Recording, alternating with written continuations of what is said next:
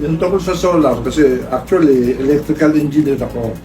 Nung medyo naging viral na yung solar, naisip ko nagka-interest ako.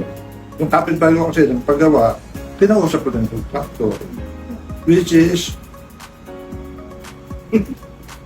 B-Service. Ayun, maganda naman yung paliwanag niya sa akin sa solar. Kasi nung una, akala ko yung solar is pag brownout, may ilo ka. Hindi pala ganun. Dalawang klase yung solar. Yung isa, yung off-grid. Yun, yung pag brownout sa inyo, magkakailo ka. Ay, ba, brownout. Pero yung isang grid tie na nagkaroon ako ng interest is kakapitan ako ng solar, ang tawag yung grid tie setup. Kasi nga, di ba, from 8 to 9,000, naging 5,000 na lang kami monthly. Then sa araw, kasi pag madigas ang araw, libre kuryente ko. Kasi yung gano'n na advantage ng grid tie.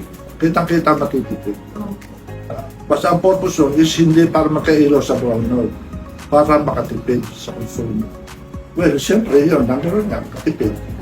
Ine-expect ko, pero hindi ko ine-expect ng gano'ng kalaki ang matitipid ko.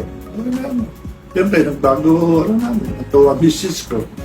Siyempre, sa pagiging user-friendly, yung in-install niya ng kumpanya sa akin is maganda. Nasa parang panel board lang naman ang tawag, inverter.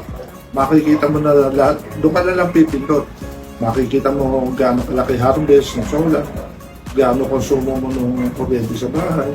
Kaya may compare mo. Siyempre, totoo, re-recommend ako yan, solar. Pero i-explain ko na mahaba. Kasi napakamahal ng solar.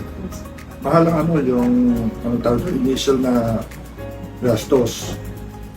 Pero yung ROI, yung return of investment, 5 to 6 years. Pwede, i-recommend ako talaga.